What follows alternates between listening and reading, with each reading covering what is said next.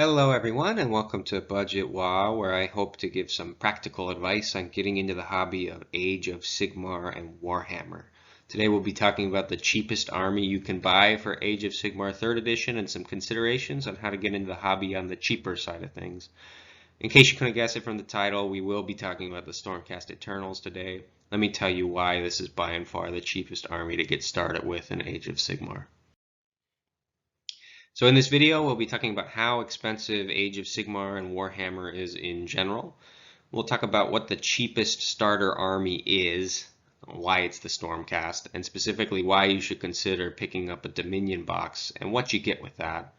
We'll go over the other starter sets that are currently available and why they may or may not be a good idea for your situation in place of the Dominion box. And we'll talk about the hobby tools you need in addition to the kits I just mentioned in order to actually assemble your models and play the game. Finally, we'll review the total cost of everything you need for a solid starter Stormcast Eternals army. And we've got a sample listed later in the video for you to give you some idea of what you get with the Dominion box. So for those of you that are new to the hobby, Warhammer is very expensive.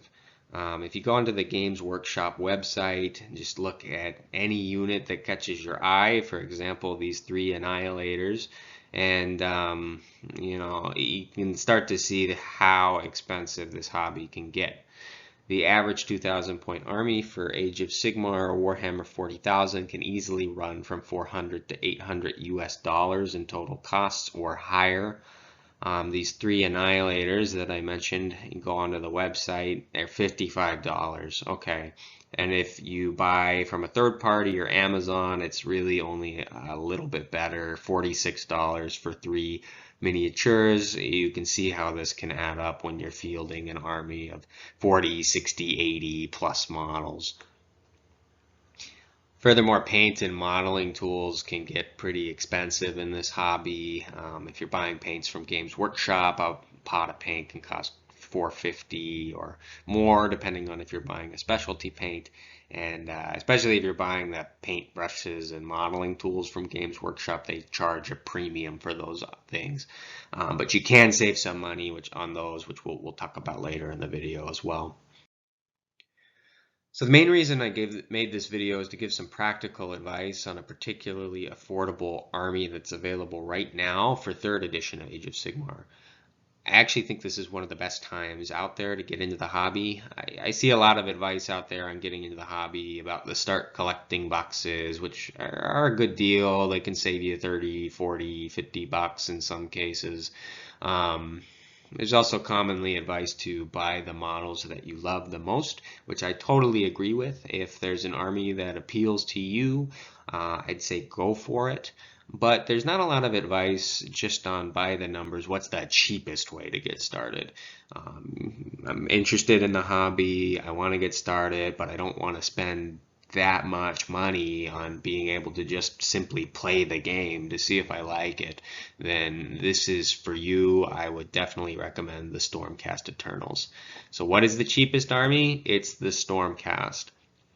Sometimes they're called the Sigmarines, as you can see here, because they look a little bit like Space Marines from another popular Games Workshop game. Okay, they're pretty cool. They're badass, chunky fantasy knights. They're fun to play. They do a little bit of everything in the game.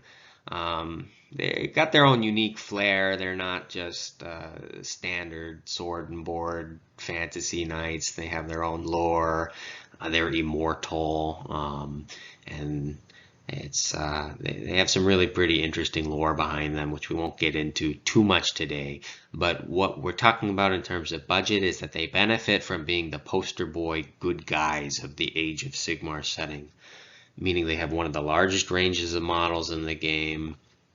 Games Workshop seems to love these guys. They've featured them in every single starter box over the 3 editions of the game.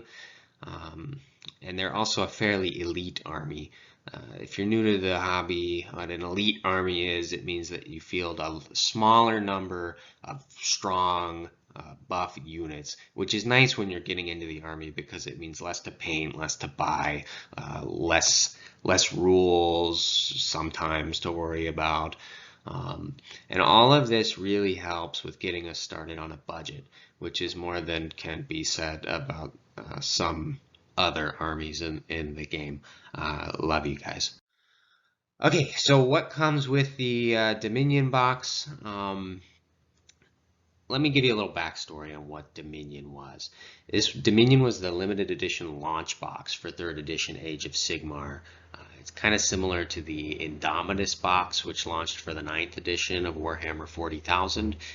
Similar, both were $200. The big difference was Indomitus box sold out in the first day, and people were scalping it on eBay for $300, $400. Dominion was also $200 for anyone silly enough to pre-order it, like me. But long story short, GW produced way too many, and right now you can get them for a ridiculous price. You can get them nearly half off. At the time of this recording, you can pick up a Dominion box on Amazon for only $125. I would encourage you to go to your local game store. A lot of them have them on some kind of discount. This is still a lot of money, speaking in broad terms, but in the expensive realm of Games Workshop, this is really a pretty great deal. You're not going to find a much better discount than this. The box gets you 60 stellar quality models, including a starter Stormcast Eternals army, which is what we'll be focusing on, and you also get a starter Cruel Boys Orc army, which admittedly I'm a little more attracted to. It's a little more my speed, but it's not as great of a starter army for a number of reasons beyond the focus of this video. But it also means that you could split the box with a friend, or you could have 2 armies so that you can actually play the game with the contents of this box alone, which there's something to be said for that. The box also comes with a limited edition hardcover rulebook, which is quite nice. If you only want the Stormcast army, you can either split the box with a friend, which would run you about $62 US each right now, depending on the pricing. Or if you just search for Stormcast half on eBay, you can find plenty of listings for just the Stormcast models. They tend to go for about $70. One thing just to know if you pick up the box is that some of the rules and points have changed from the box, so I would just pay attention to that when you're getting into the game for newer players. If you're new, I'd really recommend checking out War Scroll Builder on the Games Workshop website, which is free and has the most up-to-date points for all the units, and I'll link it in the description to this video. So for this video, I want to go over all the gorgeous models that you get in this box set and briefly touch on what they do in the game. I'm going to be doing this in broad strokes, and I won't be going into the details of their war scrolls. For those of you who are new to the hobby, a war scroll is a list of the statistics and rules for how the unit actually plays in the game. But I'm just more interested in giving a general sense of what you get and broadly what it does in the game, even if you don't play the game. For all of you new players out there, I also list the point values of each unit in parentheses. Points represent how much each unit costs in your army in the game. Typically, people will play in 1,000 or 2,000 or sometimes a 1,500 point game, and basically you can buy units and they cost as much as their point value. So to start off with Yndrasta, pictured on the right, she's a badass centerpiece model, has some great abilities on the table, has a high points cost of 320 points. She has a spear which she can throw across the board, and she has a unique ability that counters monsters in the game. It makes them a lot weaker when she's fighting them. Monsters are something important in Age of Sigmar, and this box doesn't contain any monsters, but it's quite nice that it does have Yndrasta, which is a good kind of counter to monsters in the game. And then she can also bring some of our models back from the dead and has a lot of defensive abilities for staying alive on the table. Overall, just a great model, great unit. The Lord Imperialatant is the second hero you get in this box. He comes with a pet Griffhound, which is cute, and together they're 175 points. He's a great kind of commander utility piece. He has an ability that lets you, if you're familiar with 40k deep strike, your units closer to the enemy. What that means, if you're not familiar with that, is the Stormcast have this ability where they crash down from the sky and you kind of teleport them in from off the table, and he lets get them even closer to the enemy to get in and fight, which pairs up really well with some of the other things you get in this box. The Knight Vexillar at 160 points, it might be low-key my favorite sculpt in the box, just because I think it's always awesome to have a dude with a big flag in a war game. He has some healing abilities and some other utility functions for your army, and he's no slouch in combat himself. The Knight Arcanum's the last hero in the box, and she's your wizard at 135 points. And wizards are very important in Age of Sigmar, so it's really good that they included one in this box. And most armies use some kind of wizard, so this will get you learning how to use spells in the game, what they do, and also allows you to counterspell or unbind, as we call it in Age of Sigmar, enemy spells, which is really important. So the first unit you get in the box is the Vindictors, which are great. These are these spear infantry you see pictured here. You get 10 of them total, which is actually 2 units of 5, which are 130 points each. They are important because they fulfill the battle line requirement. Battle line is typically your basic infantry, your basic troops when you're building an army in Age of Sigmar, and you have to have a certain number of battle line units. The nice thing is that you only need 2 for a 1,000-point game, so right off the bat you have your 2 battle line units for your army. Just a note on building your Vindictors: if you do pick up this box, the box instructs you to only build one of them with the flag. The flag provides a bonus to the unit in combat. There is no reason to do that. You should build 2. You can build 2 with the contents of the box, and this gives you more flexibility to run that is either one big unit of 10 or 2 units of 5. You are allowed to have 2 flags in a unit of 10. You may also want to consider building 2 champions for the unit, as the box leads you to down the road of only building 1, but again, it gives you more flexibility for running the unit in different ways. Praetors are another beautiful sculpt in the model, 165 points. It's 3 miniatures, and they function as bodyguards for one of your heroes. The capes are pretty fiddly to put together, especially if you're new to the hobby. They can be hard to kind of fill the gap and get them to stick together right. So if you're just starting out, I would recommend saving these guys for last when you're building, so you can kind of get used to building the other ones and how they go together. And lastly, our beefy boys that come on the front of the box. The Annihilators are 200 points, and they're just a ton of fun to play in the game. They have some cool abilities where they do damage when they charge into things, and also they do damage when they do that deep strike or teleport onto the field, which combos well with that Lord Imperialatant, since he can get them even closer, and they basically explode and do a bunch of damage to enemy units. They're also Paladins, which is a specific subtype of Stormcast Eternals, and we'll talk a little bit more in list building later, but it gives you more options when you're building your army. And if you add that all up, this is 1,415 points of Stormcast Eternals for only $125, not even counting the Cruel Boys you get in the box, not counting the book. If you're just buying these, this is almost 1,500 points for like 65, 70 bucks. That's pretty insane for Games Workshop standards. This gives you multiple options for building 1,000-point armies, and you could reasonably play everything in the box as a 1,500-point army. You'd only be at 1,415 points, so you'd be about 85 points short. But you know, as long as who you're playing with is a reasonable person, I'm sure you could play some fun 1,500-point games that are reasonably well matched with just the content you're getting in this box. It is worth mentioning here that the Orcs half of the box comes with significantly less points, which is a big part of the reason I don't recommend them as strongly as the cheaper army in the game, although they are another cheap option right now.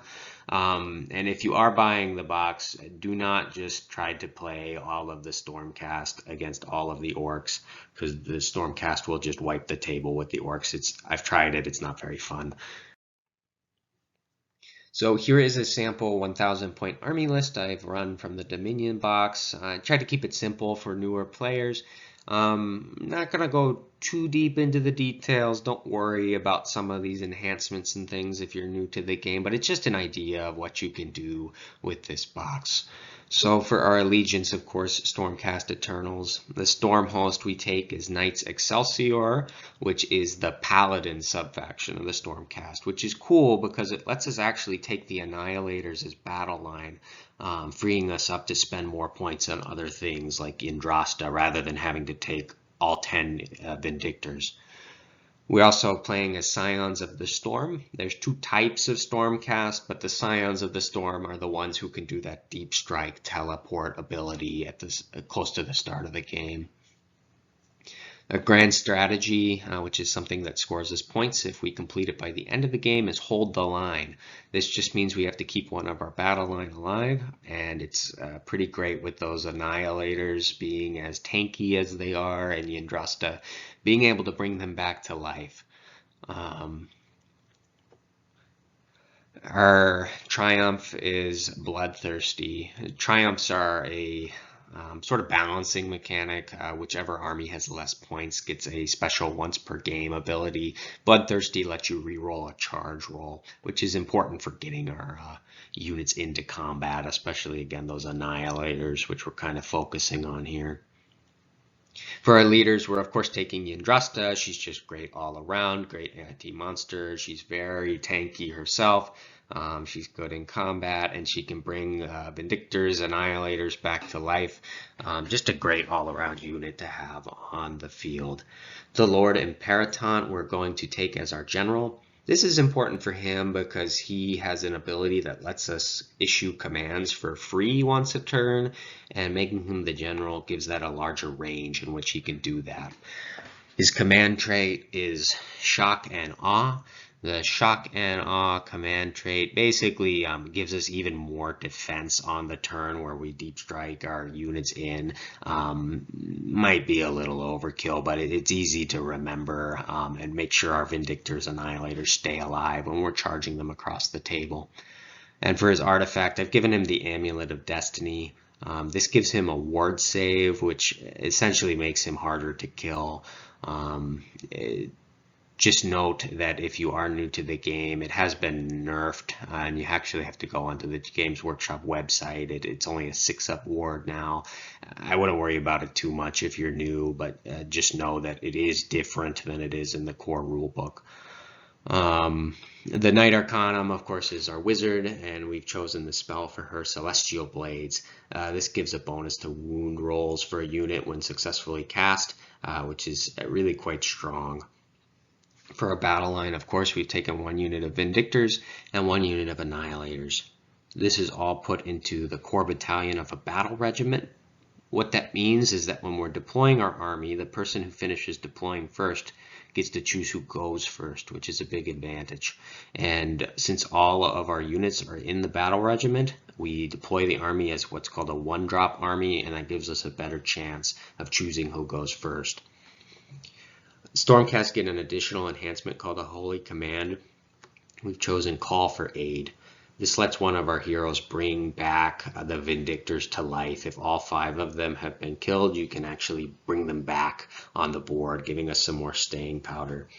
All of this comes in at a total of 960 points and 40 total wounds. What I like about this army is for a starting army, you'll notice that there's only 11 models, so it's pretty nice that you only have 11 models to assemble and paint, and you can still have a blast playing the game with them, really get your toes in the water and start playing the game without having to paint a ton, spend a ton of money. I really like this list for that reason, for starting off. But how do I get it to 2,000 points? This is one of those things that people often talk about is how do I take the starter box to a 2,000 point army? This is a big next step for the hobby, but the cheapest way to start is do not take it to 2,000 points. You have multiple options for 1,000 point armies, and I would really encourage you to finish assembling, painting, and playing some games with what you have to see if this hobby's for you before you start spending more money going straight to a 2,000 point army. 1,000 points, I'd say, is really the minimum where the game can really be played. There are rules for 750 point games, but you can have plenty of fun with just what's in this box and really kind of get a feel for the hobby before you start dropping more money, because it will get more expensive from here. If you must, there's a couple things you could think about getting into to bring your army up to 2,000 points, because when you're ready, it will be pretty easy. You've only got 600 points to fill to get there. You could branch into dragons. It's one of the strongest options for the Stormcast Eternals right now, or actually their dragon units, both their Stormdrake Guard, which are these awesome like dragon riders that just do a ton of damage. You can build one of them as a hero, or you can run them as a unit. It's great. You could buy the big dragon. It's like 125 bucks, which I'm pointing this out because it cost as much as the Stormcast, the whole box that we're talking about here. But, if you have some money to splurge, you could just buy one model, this big dragon. He's pretty cool. And then you'd have 2,000 points. Or you could just buy another Dominion box or extra Dominion components off eBay. You could pretty easily reinforce, the Vindictors, Annihilators, everything you have, and just bring yourself to 2,000 points that way. For me, I really don't like painting lots of the same thing over and over again, but it is an economical option. But there's just a huge range of Stormcast out there, so you could really look around and just kind of buy what speaks to you when you're ready. But I would really encourage you not to start buying more things before you've actually built, assembled, and painted what you've already just dropped $125 on. So should I buy the starter set instead? Maybe you're on a budget, maybe 125 is a little too steep. So there's 3 different starter sets right now. The most expensive premium starter set is the Extremis box. Do not buy that. There is no reason to buy that. It's a waste of money. When you can get the Dominion box, it is way, way better for the cost. The Extremis box comes with way less models. It essentially comes with Vindictors and I believe the Praetors and a Lord Imperialatant without any of the other cool stuff, and some terrain. It's not worth it. It costs. Don't buy it. The Harbinger set, I'd give more of a soft no. It's the same as the Extremis set. It comes with the Praetors, the Lord Imperialatant, and the Vindictors. It's $85. It also comes with some dice and some rulers. When it's $85, for what, $35 more, you can get the full Dominion set. I would recommend doing that. Now, the Warrior set is the one that I would think about. If you are looking to get into the hobby for cheaper, you can get it for about $42 on Amazon or third-party dealers, or $50 MSRP. It would be a good thing to pick up from your local game store. It comes with 5 Vindictors and a Knight Arcanum and some filthy orcs to share with a friend. And this is, you're going to want to expand pretty quickly if you want to actually play the game. But it is a good way to kind of get some models under your belt, see if you like building them, see if you like painting them, and you can even try out kind of rolling some dice and see how the game mechanics work. Other ways you could dip your toes in to see if this is for you. Ask a friend. A lot of us have large piles of shame, as we call them, because we didn't follow my advice from earlier about finishing everything you have before buying more, myself included. So, if you got a friend who's in the hobby, I can say I'd be delighted to, share the love. I let somebody use my paints. I've got a bunch of unpainted models sitting around if you want to practice painting or building something. GW stores, I don't have one in my area, but I understand that at the beginning of the month they actually give out a free model. So that would actually be a great way to just go get a free model, and that way you only have to get some paints and you can practice putting it together, see if you enjoy the hobby aspects of this before you really dive in spending money on it. A lot of local game stores, at least in my area, will have paint nights. It's kind of died down with COVID, but it's starting to come back. Or you can just go in, and sometimes they'll have a model they'll sell you for cheap, and then you can paint and use their paints and brushes and everything. And it's really a fun time. You can kind of meet people related to the hobby. And again, another way to kind of get in with very little cost to you. If you're interested, I picture these. They're kind of expensive, but you could consider buying one of these Warhammer starter paint kits. The paint and tool set, which is pictured in the upper right, comes with a variety of paints, a brush. It comes with a little scraper for scraping off mold lines, as well as a pair of hobby snips. The snips are important because all of the models you get, they do not come pre-assembled. In case you were unaware, you have to clip them off of the sprue and glue them together. You'll still need primer. The Vindictor paint set is similar. It comes with less paints. It doesn't come with the hobby snips, but it comes with a brush and 2 Vindictors. So you could, for about 30 bucks right now on Amazon, you could put together a couple models, paint them up, see if you like it. And you could consider playing Warcry. Warcry is a great game.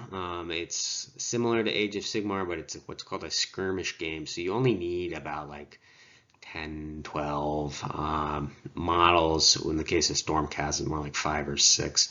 And you play them individually. It's a lot of fun. You could look at that. It's a little bit cheaper than playing the full-sized Age of Sigmar game. Minimum tools you're going to need for the hobby, you're going to need some paints and a brush. It's about $30 for a starter set. I really wouldn't recommend cheaping out on the paints. Do not just go to the hobby store and buy whatever acrylic paints are on the shelf. This is kind of the one area I recommend buying things that are specifically intended for the hobby.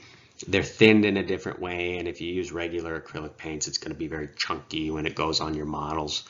And if you're spending this much money on the models, it's worthwhile getting some nice paints to get a good effect.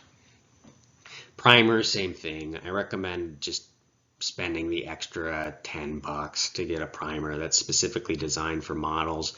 I've tried both, like Army Painters, Citadel, as well as just off-brand primers for other things like Krylon.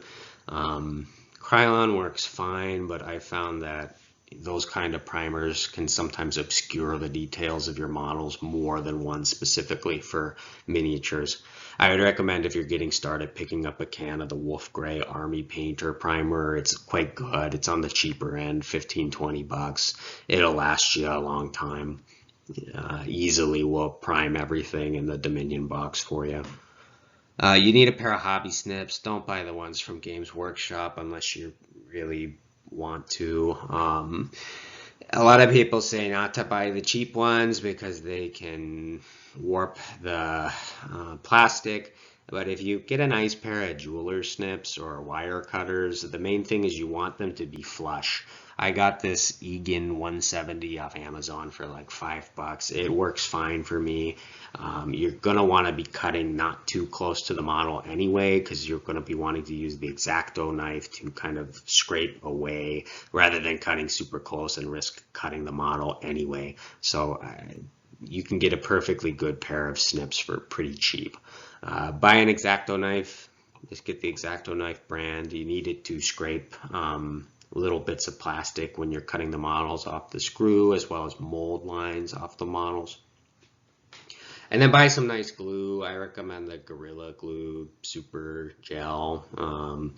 It's like $7. You can use regular super glue, but it's a pain in the butt. The gel glue works a lot better. As you move on in the hobby, you might want to branch into things like specific plastic glues, but the super glue gel, it works great. So total cost. Dominion box is $125.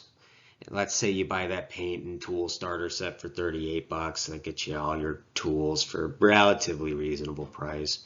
Get an X-Acto knife, get some glue, buy some primer. It's going to be about $200. Now, if you split the box with a friend, you bring that down to $135. So it's, you know, it's a decent chunk of money, and it's something to think about if you're really wanting to dive into this, or where you can save money. I always recommend thinking about that. But this is really a pretty decent place to start if you're really thinking about getting into Age of Sigmar.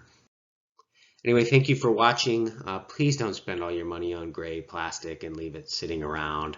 You know, you could be putting that money better places. But thank you so much for listening and sticking with me all this time. And if you like this, please leave a comment. Let me know.